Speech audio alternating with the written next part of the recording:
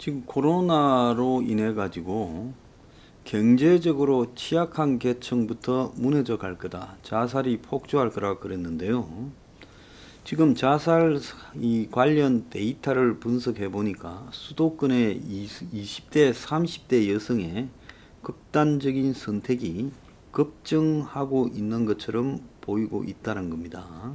자, 그리고 자살이 조금씩 줄다가 매년 이제 자살이 다시 늘어나고 있는데, 문제는 이 충격을 다 지금 받고 있을 때는 고민하고 상담하고 이러다가 이 충격이 이제 더 지속될 때 처음에는 사람들이 자살은 잘 안 한다는 거, 지금 첫 단계예요. 이제 올 겨울이나 내년 봄중에 엄청난 자살자가 나올 수 있다, 이런 지금 자살과 관련된 전문가들이 언급을 하고 있습니다. 그래서 최근에 이 자살 위기 계층이 급증하고 있다라는 이야기가 전문가 사이에서 나오고 있는데요. 초분석 초기 상황이라 확인하기 어렵지만은 코로나가 영향을 크게 미치고 젊은 여성에게 더 크게 미치고 있다는 겁니다.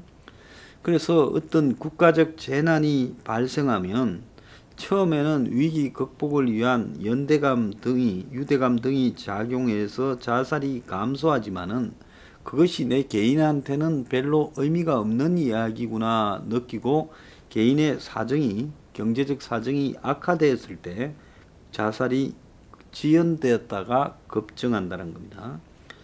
그런데 지금 이 지연되는 기간이 단축되면서 곧 자살이 폭증하지 않을 건가 하는 이야기가 나오고 있어요. 그래서 지금 최근에 소득 하위 계층이 자살을 시도했다가 경제적 취약층요, 이 응급실에 실려온 사례가 굉장히 늘어나고 있고, 국민일보가 취재한 결과 자살 예방 기관들의 상담 횟수가 급증하고 있다는 겁니다. 그래서 상담 전화가 자살 상담 정도면 매우 심각한 상담인데, 이게 연결되지 못한 건수가 통화한 건수의 2배라는 거예요. 그러니까 100건이 통화되면 200건이 통화가 안 된 거예요. 계속 통화 중이다 해가지고요. 그리고 대상자들이 절망감을 표현하는 강도가 이전보다 훨씬 높아지고 있다는 겁니다. 그래서 이 분야에 종사하는 사람들은 자살이 급증해서 여기저기 막 죽기 전에 사회 안전망을 확충해야 된다, 이런 이야기가 지금 나오고 있습니다. 일본에서도 젊은 여성 자살이 급증해서 한국의 자살 전문가한테 연락해서 이게 한국도 그러느냐, 우리도 지금 그렇다라고 연락이 왔더라는 거예요. 그래서 젊은 여성의 자살이 급증하는 부분이 경제적 취약층이라는 부분하고 사회적으로 고립된 부분 두 가지가 작용하고 있는 게 아니냐, 이렇게 지금 보여지고 있어요. 그래서 사회적 관계망이 약화된 현실이 고용 안정성이 취약한 직업군에 있는 20, 30대 여성한테 어려움이 가중되고, 또 지금 코로나로 직장에서 휴직하고 또 집에서 학교 안 가는 애들을 봐야 되고, 이러면서 수입과 또 여러 부담 등이 가중되면서 자살을 선택하는 부분이 늘고 있다. 그래서 코로나로 이제 친구도 못 만나고 사회적으로 단절이 되고 경기 악화로 직장에서 쫓겨나고 수입도 줄어들고, 자, 그런 여러 정석 경제적인 문제가 복합적으로 지금 방아쇠를 당기고 있다는 겁니다. 그래서 응급실에 실려온 자살자들도 지금 굉장히 많은데 자살을 시도했다가 죽지 못하고요. 그런데 이들 상당수가 경제 취약 계층이라는 겁니다. 그래서 한계 상황에 내몰린 위기 계층이 자살을 선택하고 있고, 여성이 6대4 비율로 남성보다 많고 연령대도 20대가 굉장히 많다는 겁니다. 그래서 20대 여성 자살자 수가 5월까지 자살 시도자 수가 1000명에 육박해서 압도적으로 많고 다른 세대보다 너댓 배 이상 많다고 지금 나타나는 겁니다. 그래서 이런 부분들, 특히 지금 20대를 중심으로 카드, 연체, 사채 등을 쓴 20대 비정규직 1인 가구, 이런 사람들이 절망에 빠지면서 출구가 없다 보니까 극단적인 자살을 선택하는 것 아니냐, 지금 이런 이야기까지 나오고 있습니다. 근데 코로나가 장기화되면 지금 이런 사람들이 상당수가 실제 자살을 상담하는 사람이나 미수에 그친 사람도 또 시도하고 이렇게 될 건데, 이게 나중에 자살이 이제 유행처럼 되어갈 때 어떻게 수습할 것이냐, 굉장히 심각하게 보고 있어요. 자살 예방 상담 전화에 8월 말까지 11만 8천 건이 전화가 걸려왔다는 거예요. 그래서 지난해 전체 1년 동안 온 것보다도 더 많이 왔다는 겁니다. 자살 내용에 보면 삶을 포기했다라고 해서 이 설득해가 뭐 좀 설득이 될 수 있는 상황이 아닌 상담자가 많더라는 거예요. 그래서 지금 이 청년들 중에 경제적으로 완전히 코너에 몰린 청년들이 굉장히 많이 있고, 그래서 더 이상 버틸 여력이 없다라는 겁니다. 자, 그래서 버틸 수 있는 임대료, 집이 1인 가구가 지금 30%라고 하지 않습니까? 그 사람들이 임대료를 내기도 지금 한계 내몰리면서 생존 자체가 무너지는 것 아니냐, 지금 이런 이야기가 나오고 있어요. 그래서 사회적 양극화가 극심한데 20, 30대 여성 같은 경우에 그냥 여성들은 특히 취업이 불안정한데 다 취직을 하잖아요. 그런 데서 대부분 내몰리고 집에서는 이미 나와가지고 혼자 살고 있고, 또 그런 집에서 나와서 혼자 사는 20, 30대 여성들의 가정도 별로 좋지 않은 부분이죠. 그러니까 어려워져도 어디에 손 내밀 데도 없고, 그러니까 이제 돈은 떨어져 가고 월세도 지금 이제 못 낼 형편이 되고, 자, 그 속에서 지금 자살을 선택을 고민한다는 겁니다. 제가 이 코로나 사태가 국민 대량 자살로 가게 될 거고 밑에 최하위 계층부터 그렇게 무너져 갈 거다.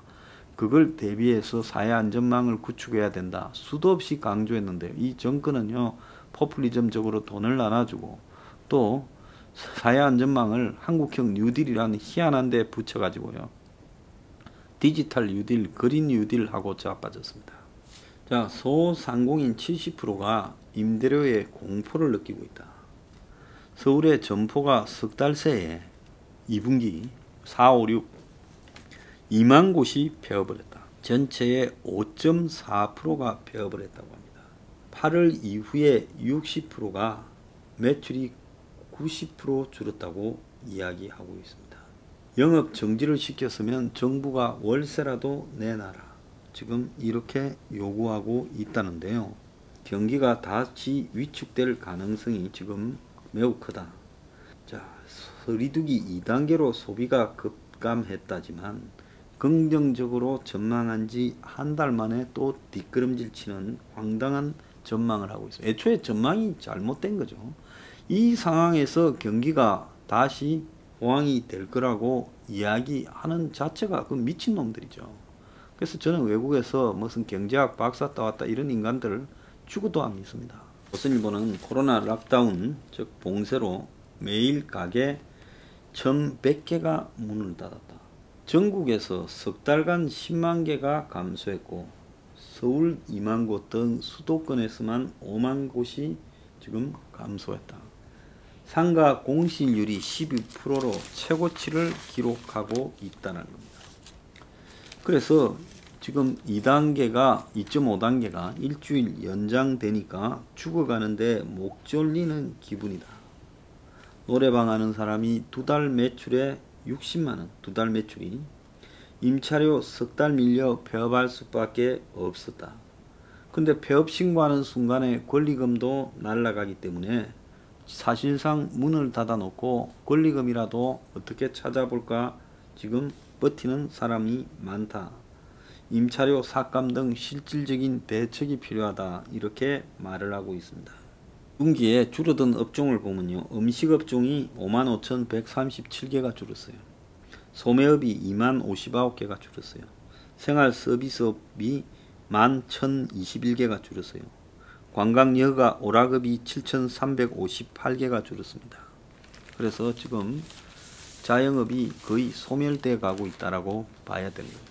근데 그뿐 아니라 이 100대 기업, 한국에 잘 나가는 1위부터 100위까지 100대 기업도 해외 매출이 20%가 감소했다고 합니다. 제가 올해 들어 폐쇄 경제로 수출이 15에서 20% 정도 줄어들 거다라고 이야기한 부분이 대략 맞아 떨어져 가고 있어요. 그래서 매출 상위 100대 기업의 2분기 해외 매출이 전년 대비 20%가 줄었어요. 코로나로 지금 세계 경기가 후퇴하면서 벌어진 영향이다라고 봐야 되는데요. 2분기에 100대 기업, 상위 100대 기업의 해외 매출이 146조 3천억인데 지난해 같은 기간 대비 19.8%가 급감을 했고 지금 이런 심각한 상황으로 나타나고 있습니다. 1분기는 전년 동기 대비 0.65% 그래도 제자리라도 있었다는 거예요. 작년에 1분기 1, 2, 3 그러니까 1분기 때는 코로나의 영향이 비교적 덜했지요. 왜? 중국에만 조금 번지고 있었지 그래도 2, 3월까지는 세계가 확 번지지는 않았으니까요. 그래서 1분기에는 170조 4천억이었다는 겁니다. 1분기에는 중국 등 아시아 일부에 한정되어 있었는데 2분기 때 이제 전 세계적으로 매출이 줄어들었고 가장 감소폭이 해외 매출 감소폭이 높은 분야가 철강 금속업이라는 거예요. 포스코 등 5개 회사예요. 그래서 2분기에 1조 6천억으로 지난해 8조 5천억보다 무려 80.1%가 줄었다. 그러니까 철강 금속업이 아예 장사가 안 된 겁니다. 자동차와 자동차 부품은 현대자동차 등 6개사인데 24조 1천억의 해외 매출을 기록했는데 지난해 37억 9천억이었다는 거예요. 36.5%가 감소했다고 합니다. 에너지 화학은요. GS 칼텍스 등 16개사인데 매출이 15조 4천억인데 전년도 22조 3천억보다 30.9%가 줄었다고 합니다. 종합상사 이것저것 다 수출을 하는데도 하나 등 6개 회사인데 12조 9천억에 그쳐 작년보다 29.9% 해외 매출이 줄었다는 거예요. 해외 매출이 전체 매출의 75%를 차지하는 전기전자, 삼성전자 등 8개사가 있는데 여기에도 전년 동기 대비 5.1% 감소한 71조라는 거예요. 그럼 지역은 어디가 제일 많이 줄었느냐? 아시아 24%, 중국 영향이 크겠죠. 미주 12.6%, 유럽 11.2%라는 겁니다. 자, 나라 경제가 이 모양으로 가고 있고 국민들이 자살하는데요. 대통령이 뭐 한국형 뉴딜이라고 펀드 매니저 한다니까 외국계 정권사가 경고를 하고 나섰습니다. 조심해라. 문재인이 펀드 매니저로 데뷔했다. 세금으로 손실 보전한다는 뉴딜 펀드는 시장을 왜곡해서 결국 법을 거품만 조장하게 될 거다. 창피하지 않습니까? 국민이 지금 어떤 상태인지 정신 좀 차리기 바랍니다.